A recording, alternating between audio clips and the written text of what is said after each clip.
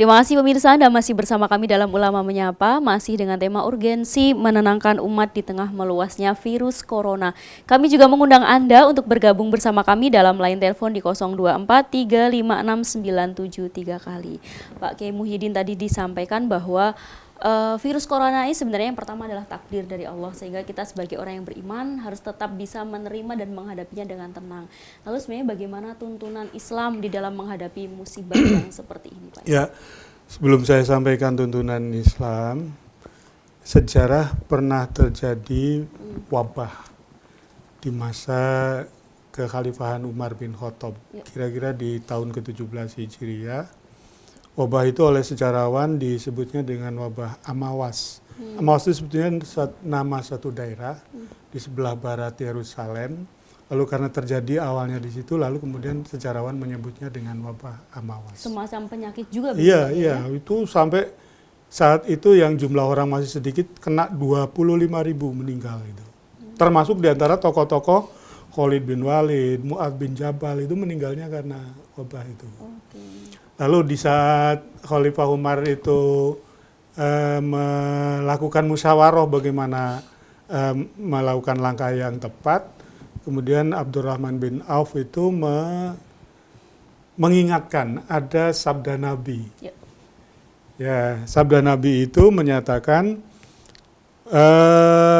idza sami'tumut ta'una bi ardin. Kalau Anda dengar ada wabah taun di satu daerah, maka fala tadkhuluha, nggak boleh masuk ke sana. Menghindarkan. Iya, menghindar. Wa idza waqa'a bi ardin wa antum fiha fala takhruju minha. Kalau sudah terjadi di satu daerah, kamu ada di daerah itu, maka jangan keluar dari daerah. Nah, inilah yang bisa menjadi panduan normatif bagi langkah karantina ini. Ini hadis ini. Iya, artinya yang berada di luar daerah tersebut jangan masuk, dan yang ada di dalamnya di situ, jangan keluar. Jangan gitu, keluar. Sehingga nanti bisa memutus penyebaran begitu, nggih? Ya, itu. Lalu pertama saya ingin sampaikan hikmah dulu. Hikmahnya pertama, kita jadi mau tidak mau semakin yakin tentang takdir Allah. Allah itu berkuasa menciptakan makhluk yang kecil yang sebetulnya mungkin kalau orang melihat tidak tampak. Tidak tampak itu ya kayaknya lemah aja, tetapi ternyata manusia kesulitan. Manusia berarti terbatas. Begitu juga kita menjadi yakin akan kebesaran kekuasaan Tuhan, bahwa ilmu manusia itu juga terbatas juga. Ini peristiwa corona itu kan mengagetkan ilmu pengetahuan. Ilmu pengetahuan tidak bisa mengantisipasi ini. Sampai sekarang kan belum ketemu obatnya. Katanya kira-kira 15 bulan lagi baru bisa ditemukan atau dilahirkan apa itu vaksinnya. Ini kan masih lama ini. Ini keterbatasan manusia. Yang kedua, kita jadi bersyukur bahwa kalau ilmuwan sekarang ini apa itu menganjurkan supaya hidup bersih-bersih. Kita punya ajaran mengenai toharoh, mengenai nadhofah. Kalau umat Islam wudhu setiap hari 5 kali, lalu kemudian wudhunya sekarang ditambah, sebelum wudhu cuci tangan dengan sabun, ini kan artinya kita punya kebiasaan itu. Dan yang penting lagi, bahwa kita diajak supaya melihat kenyataan ini. Ada orang yang punya tendensi egoistik di dalam suasana genting kayak gini, mencari keuntungan. Menjual harga masker jadi melambung tinggi. Ini harus kita ingatkan ya, jangan begitulah, cari untung, jangan cari untung di atas penderitaan ini. Saya sebagai Masjid Agung tadi mencari apa itu? Hand sanitizer itu kosong semua itu. Iya, betul. Harus pesen.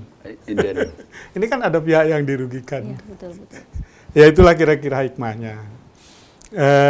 Kalau langkah yang nyata menurut saya, pertama kita mengikuti protokol pemerintah. Bagaimana kita menjaga kebersihan sesuai dengan ilmu. Lalu yang kedua, kita harus percaya bahwa semua itu ada dalam kendali tunggal Allah. Karena ternyata tadi tadi sudah cerita di kapal Diamond itu ada awak kapal sekitar 90, yang 80 itu negatif.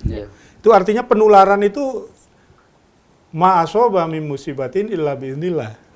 Jadi meskipun ada virus corona, kalau Allah menghendaki Mbak Fitri aman, ya aman. Karena itu kita tenanglah.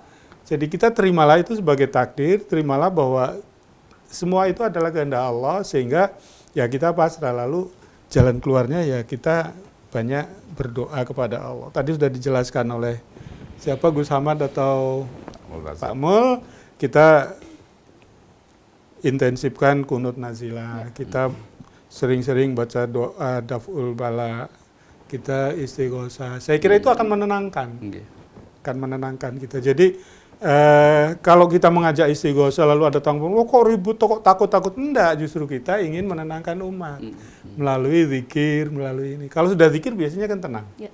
Biasanya. Oke. Jadi ini menurut Pak Kiai Muhyiddin bahwa sekali lagi virus corona ini adalah takdir ataupun salah satu mungkin cara Allah menunjukkan kebesarannya. Betul. Kalau virus yang begitu kecil ternyata sebaliknya cara Allah menunjukkan kekecilan manusia. Kekecilan manusia. Oke. Gus Hamad, kalau tadi beliau menyampaikan langkah-langkah untuk menenangkan umat ya secara banyak berzikir, itu adalah mungkin ikhtiar, kita menyebutnya ikhtiar batin begitu. Selanjutnya pemerintah kan saat ini sudah menerapkan menerapkan belajar, beribadah dan bekerja dari rumah. Monggo tanggapan Gus Hamad. Jadi dalam situasi seperti ini itu kadang antara kita ya dari pengurus saja itu sudah bisa berbeda itu antara satu dengan yang lain dalam hal mensikapi kejadian ini. Nah, saya menghimbau untuk masjid Kauman maupun mungkin masjid lain, kalau sudah ada seperti ini itu harus kita terima kenyataan.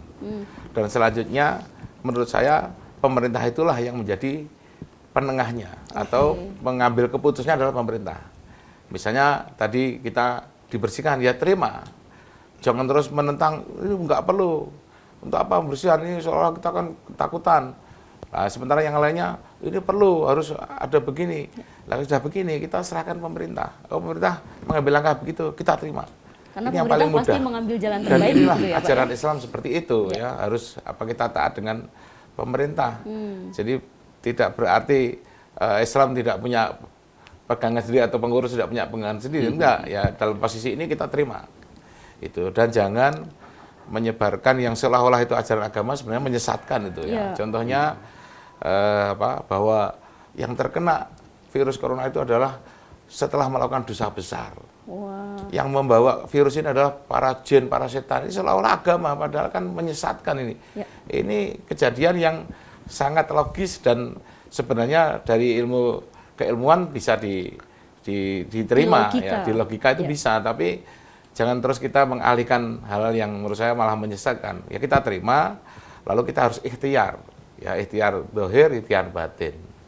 Ini saya kira yang perlu masyarakat tahu. Oke, Pak Multazam, kalau tadi sebenarnya Gus Hamad juga menyampaikan sebelumnya sudah pernah ada virus MERS, SARS yang juga tingkat mortalitasnya cukup tinggi. Namun pada waktu itu masyarakat tidak terlalu panik karena tidak ada sosial media yang begitu booming. Saat ini sosial media itu sangat hampir per detik bahkan memberitakan tentang corona. Bagaimana ini, Pak Multazam? Kalau di dalam konteks media sosial ini, tak lihat ini memang siapapun berbicara ya, Pak. Ini yang membahayakan juga. Dari strata masyarakat yang biasanya nggak ngerti ya sekarang bicara corona. Semua ingin pengen tampil di dalam hal ini. Nah, inilah terjadi confuse ya, terjadi sebuah kebingungan yang ada di dalam masyarakat.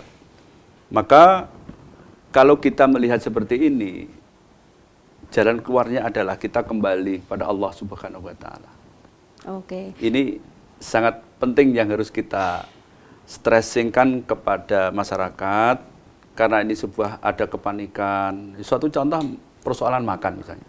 Informasi tadi yang kita dengar, persoalan beras saja itu hanya mampu 1 minggu. Ini kan luar biasa, Pak. Ini dampaknya luar biasa begitu ya, Pak ya, sehingga jadi panik buying betul. Begitu ya. Sehingga orang berbondong-bondong. Oke, nanti kita lanjutkan lagi Pak Mulzam. Iya. Ini sangat menarik sekali Iya, ya, karena iya. ini perlu kita sampaikan kepada masyarakat. Jangan kemana-mana pemirsa, kami masih akan kembali tetap dalam Ulama Menyapa.